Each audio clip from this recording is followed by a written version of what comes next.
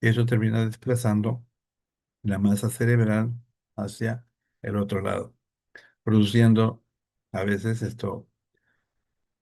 signos neurológicos. En el examen,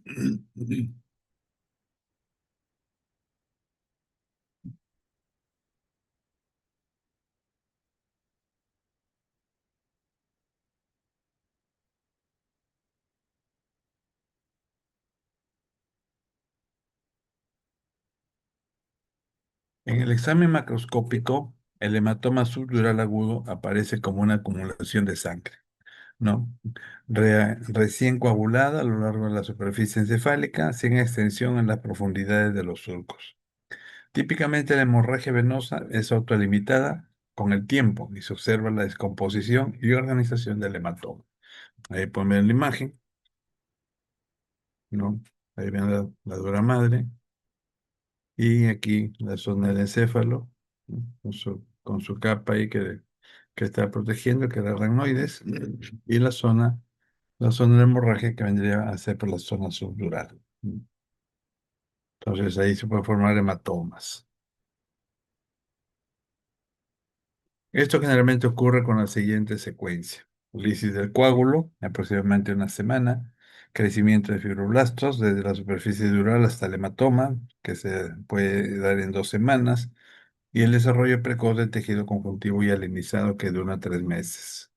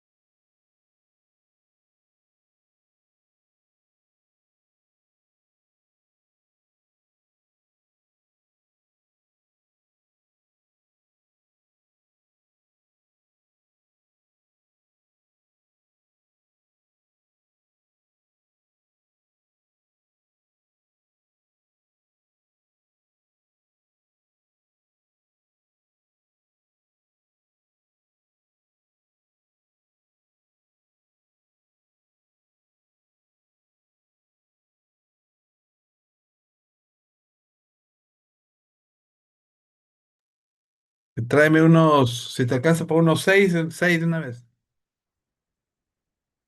Entonces aquí vemos en esta necropsia que se ha hecho, hay un cerebro. Como ven, miren, es una hemorragia muy severa que pues está ocupando casi medio hemisferio, ¿no? Nótense la línea media que está prácticamente siendo desplazada. Acá en esta otra, la hemorragia está por encima de la masa cerebral. Nótense cómo está empujando, ¿no? Entonces vemos ahí una organización por un lado de una hemorragia subdural y en el otro lado pues hay un compromiso coronal, ¿no? Con una compresión ahí en el hemisferio. Los hematomas subdurales se manifiestan más a menudo en las primeras 48 horas tras la lesión y son más frecuentes en las caras laterales de los hemisferios cerebrales y son bilaterales aproximadamente en el 10% de los casos. Entre las enfermedades cerebrovasculares vamos a encontrar, desde el punto de vista fisiopatológico y desde la vista de la anatomía patológica, se considera como dos procesos. La hipoxia, que puede llevar a una isquemia e infarto resultantes de la afectación del aporte sanguíneo y la oxigenación del tejido del sistema nervioso central, ¿no? Entonces, la hipoxia puede darse por condiciones de asfixia, ¿no? Por condiciones de falta de aire. De repente, una zona donde está siendo reemplazado, pues, el oxígeno por dióxido o monóxido de carbono. Y lo segundo, la hemorragia resultante de la ruptura de los vasos sanguíneos del sistema nervioso central. Los trastornos cerebrovasculares más frecuentes, ¿no? Vamos a ver acá, son la isquemia global, ¿no? una isquemia global, las embolias, la hemorragia intraparenquimatosa hipertensiva, crisis de hipertensión arterial puede llevar a esto, por eso siempre la recomendación de que se controle la presión arterial, la hipertensión es una enfermedad silente y la rotura del aneurisma.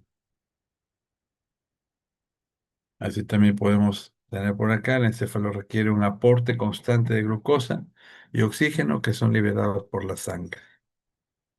Aunque el encéfalo supone solo 1 a 2% del peso corporal, recibe un 15% del gasto cardíaco en reposo y representa un 20% del consumo total corporal de oxígeno. Las causas de ictus, ¿no? Tenemos ahí isquémicas, 85%. Infarto cerebral, tenemos también las hemorragias. eh, Los ictus todos pueden ser de origen isquémico o de origen hemorrágico. Los más frecuentes son los isquémicos, mientras que las hemorrágicas apenas es el 15% y puede ser intracerebral o subgaranoideo. Ahí tenemos, por ejemplo, subaranoideo encima del cerebro, en las meninges, ¿no? Ahí está en el surco, o aquí está en la superficie, semejante hemorragia que vemos ahí. Se reconocen dos tipos principales de lesión isquémica aguda. La isquemia cerebral global, o también conocida como encefalopatía isquémica hipóxica, que ocurre cuando existe una reducción generalizada de la perfusión cerebral, como en en el paro cardíaco, en el shock o la hipotensión grave. Y la isquemia cerebral focal, ¿no? La isquemia cerebral focal sigue a una reducción o cese de flujo sanguíneo en un área localizada del encéfalo, debido a enfermedad de un gran vaso, como una oclusión arterial embólica o trombótica, a menudo en el seno de la arteriosclerosis, o a enfermedad de pequeños vasos como la vasculitis o la oclusión secundaria a lesiones arterioscleróticas que se observan en la hipertensión.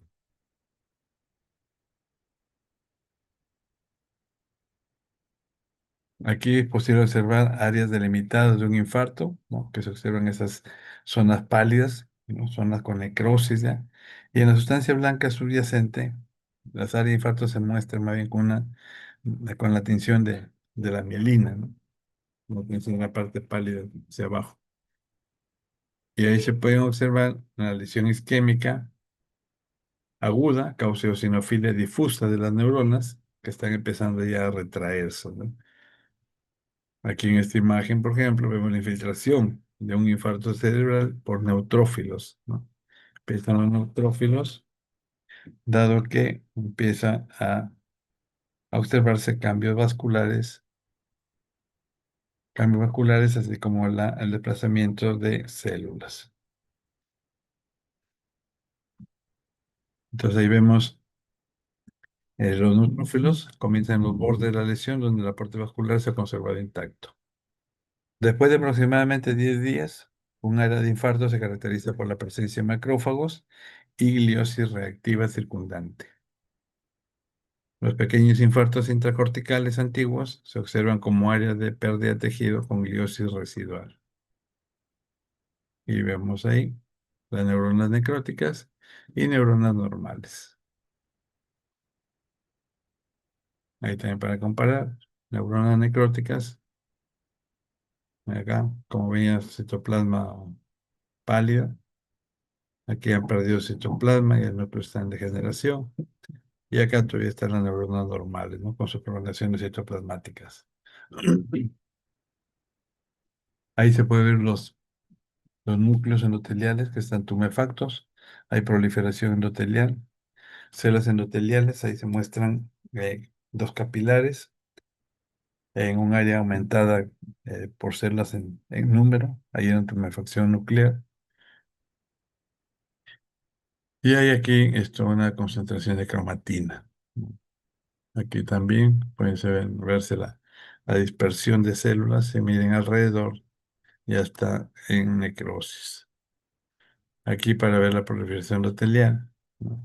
Y aquí se pueden observar corpúsculos gránulos adiposos. Aquí algunos astrocitos gemistocíticos, que es parte de la glía, que rápidamente acude pues, a la zona lesionada a tratar de eliminar el agente agresor. y en caso ya estuviera avanzado, a tratar de limpiar toda el área afectada. Aquí vemos en este infarto cerebral antiguo, ¿no? Una tremenda extensión de infarto. Obviamente este paciente habrá estado postrado, ¿no? Se ve de larga data, cuánto tiempo habrá soportado esa situación. Se ve que está desplazado la parte media, ¿no? Hay irregularidad en cuanto a los ventrículos laterales. Y así se ven las diferentes capas del cerebro, ¿no? Hacia arriba tenemos los meninges, los vasos meningios, luego viene la leptomeninge, luego viene una capa de células eh, que se conoce como estrato molecular, luego la zona necrosada, como pueden ver ahí, ¿no? Luego células granulodiposas y en la parte inferior, donde encontramos ya los axones, tenemos la sustancia blanca con astrocitos hemistocíticos aquí, que parte de la glía están tratando de ir a reparar el daño causado.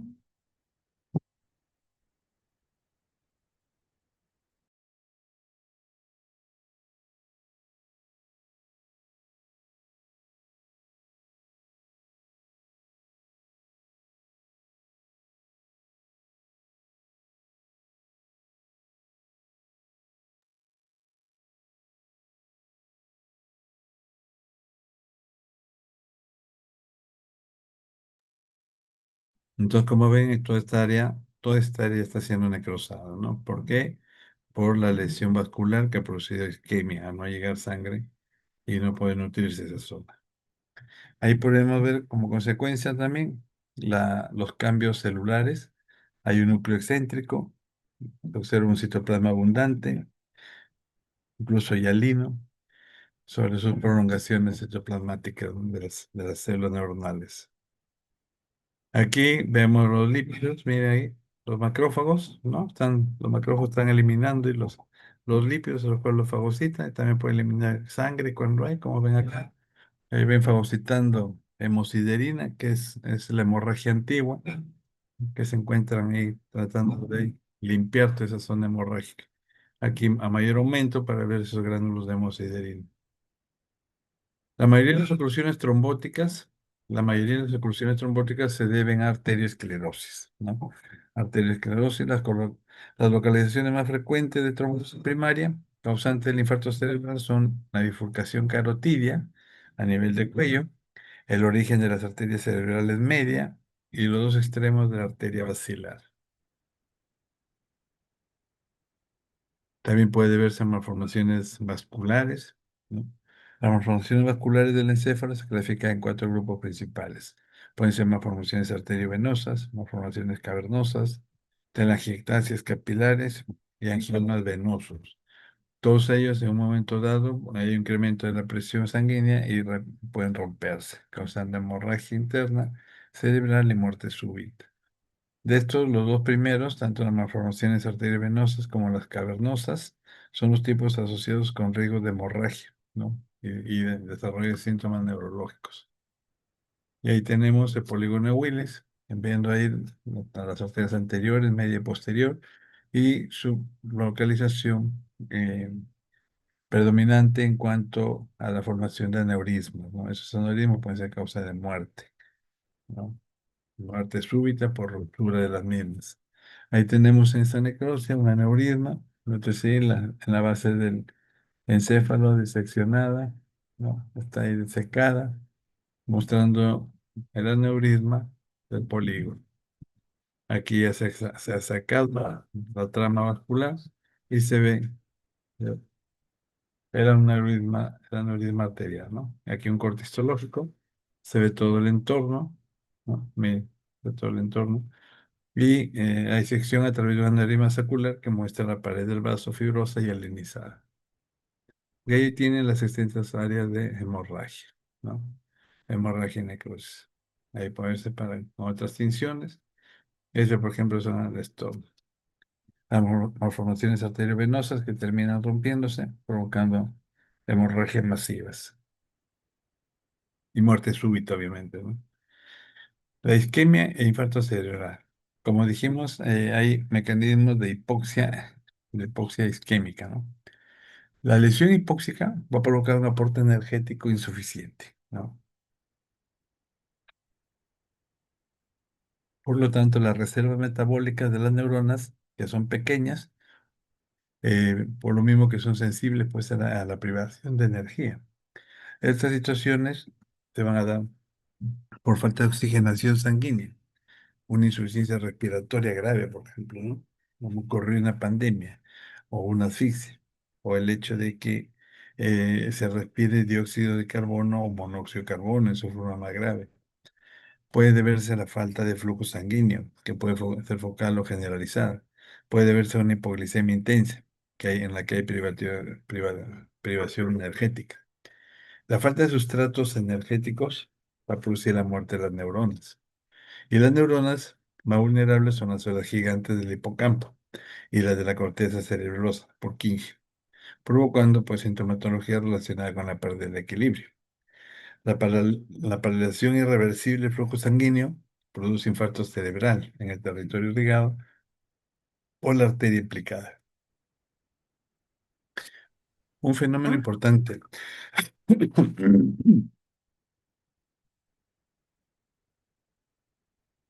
Un fenómeno importante en la lesión isquémica es la activación de receptores de glutamato, que permiten la entrada incontrolada de calcio a las neuronas, lo que provoca la muerte celular. Esto produce una excitotoxicidad, ¿no?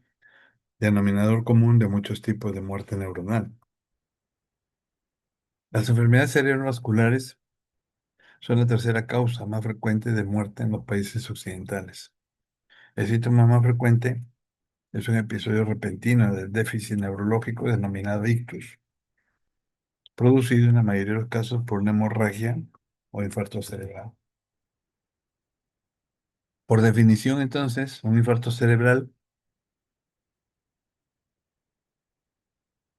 es el cese del aporte circulatorio a un territorio encefálico que determina un déficit neurológico de más de 24 horas de duración. Y hay ataques isquémicos transitorios con pérdida focal por isquemia en un territorio cerebral. Arbitrariamente hay una duración menor a 24 horas. Ahí tenemos los síntomas de un ataque cerebral. Y estos pacientes, bueno, estos síntomas son de inicio súbito, ¿no? De inicio súbito empieza la ruptura y empieza la focalización de los síntomas. Puede haber debilidad o adormecimiento de un brazo, por ejemplo, o una pierna, o la mitad de la cara, nada más. Puede haber confusión o dificultad para hablar o entender. El paciente a veces empieza a trabarse, empieza a hablar entrecortado, tartamudo, no se le entiende, no articula bien las palabras. En tercer lugar, puede tener problemas para ver, ya sea con un ojo o con ambos ojos. Luego puede perder el equilibrio o de la coordinación y presentan dolor de cabeza muy intenso. Es ahí cuando deben ir de inmediato a la emergencia. Y ahí para que vean los diferentes tipos de hemorragia. Los vasos sanguíneos cerebrales pueden desarrollar ateromas y arteriolosclerosis. Los ateromas se encuentran en las arterias cerebrales principales, como la arteria basilar, y las principales complicaciones del ateroma son trombosis y formación de aneurismas. En cambio, la arteriolosclerosis afecta a los pequeños vasos que penetran en el encéfalo y se debe a hipertensión y diabetes. La alteración en los pequeños vasos predispone a infartos de tamaño pequeño, ahora también llamados infartos lacunares. Y ahí tenemos en esta imagen un trombo, ¿no? Como vemos, la activación plaquetaria de agregación que puede ser provocada por la rotura de una placa arteriosclerótica va a producir un trombo oclusivo. Esto a su vez produce un infarto cerebral.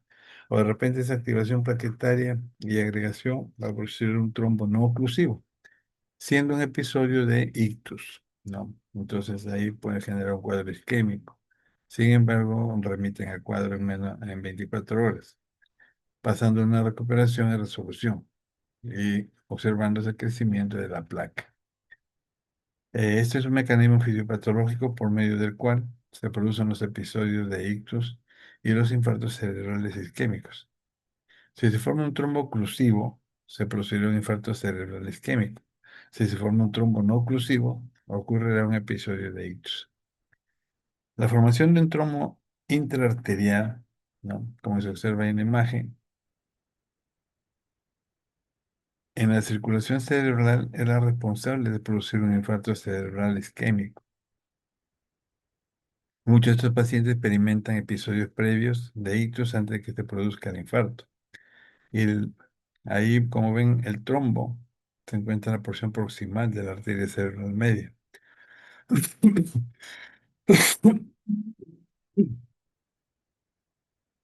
Ahí podemos ver compromiso arterial.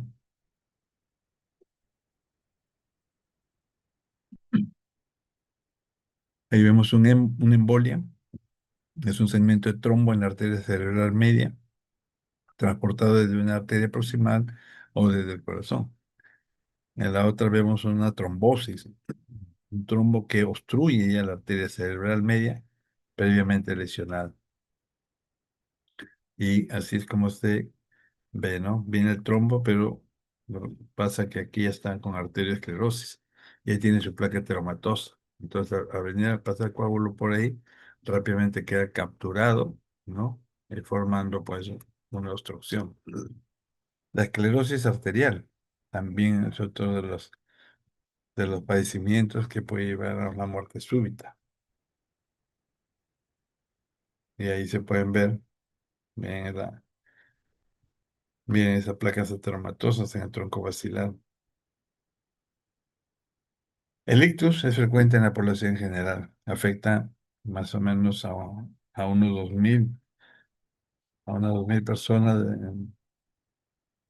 o sea, dos de cada 1.000, ¿no? Dos de cada 1.000.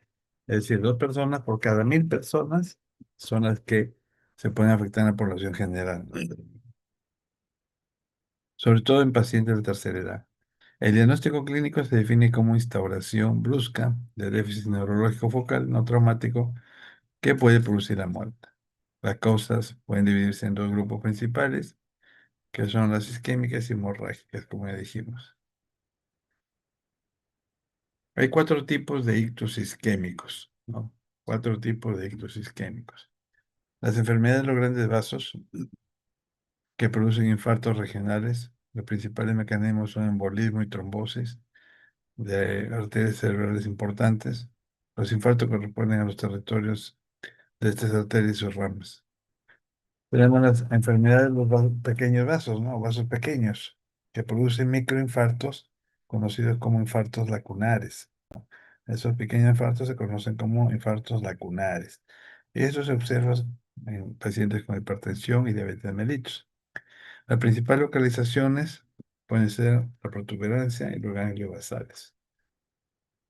También tenemos aquí, en tercer lugar, los infartos venosos, ¿no? Infartos venosos que producen necrosis hemorrágica, secundarios a trombosis de uno de los senos venosos cerebrales principales. Encontramos una isquemia global que produce necrosis neuronal diseminada y puede originar necrosis cortical laminar.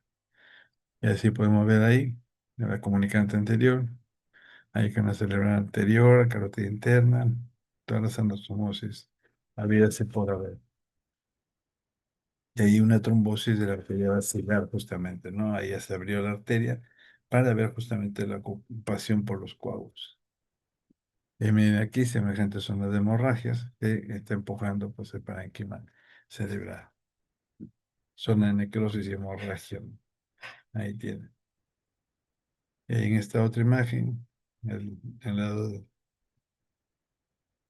hacia la derecha se observa una zona de necrosis. Miren ahí.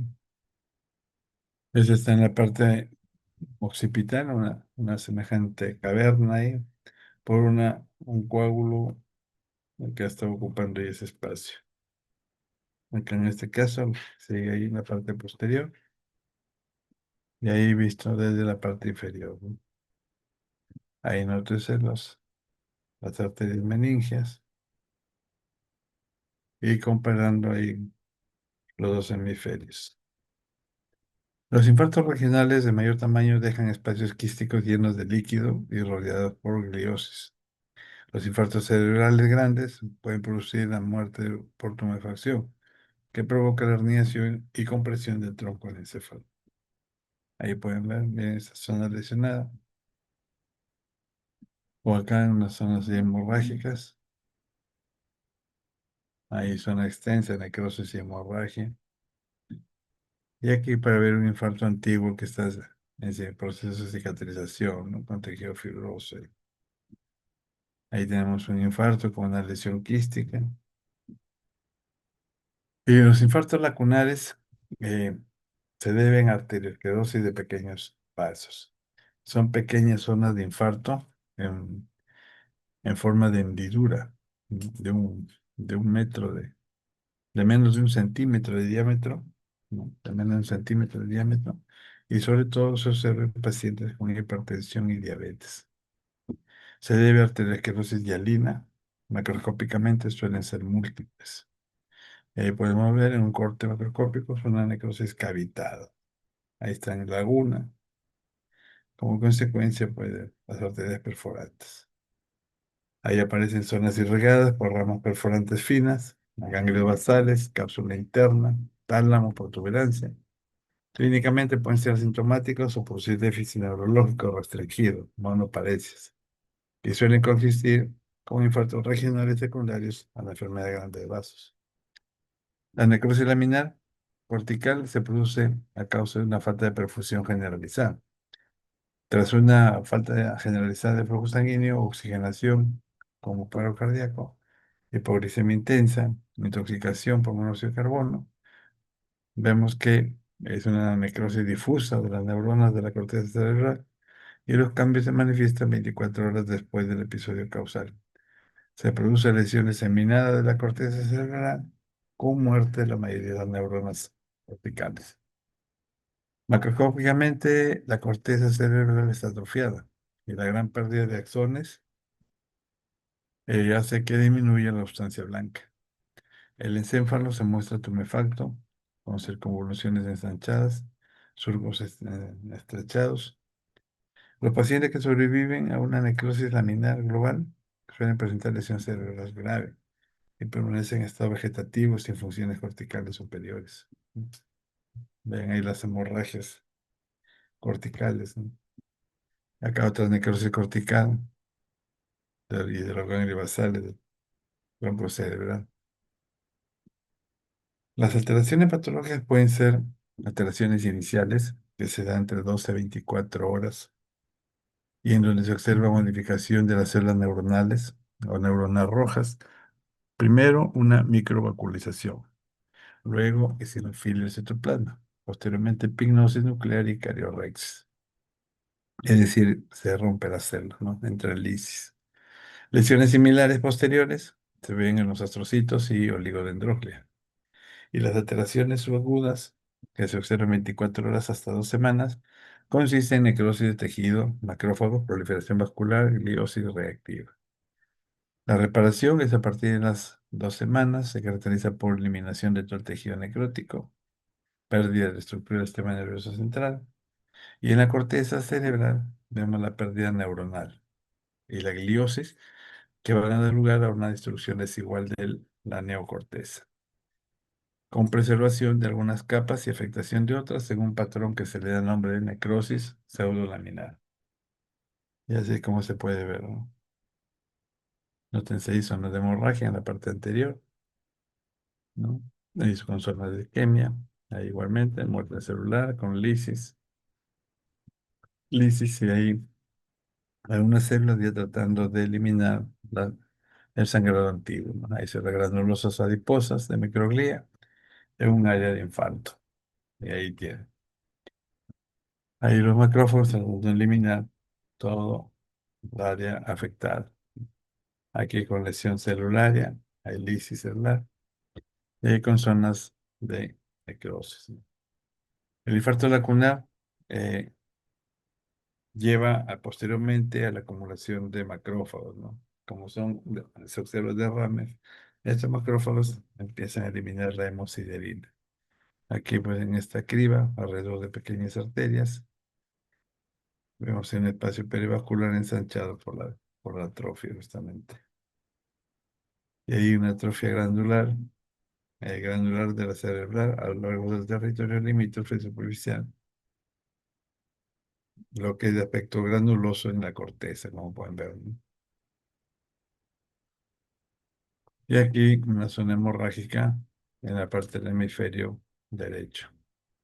Aquí vimos un infarto reciente, una semana, desde el territorio lateral cerebral media derecha, con superficie, que puede ser superficial y profunda.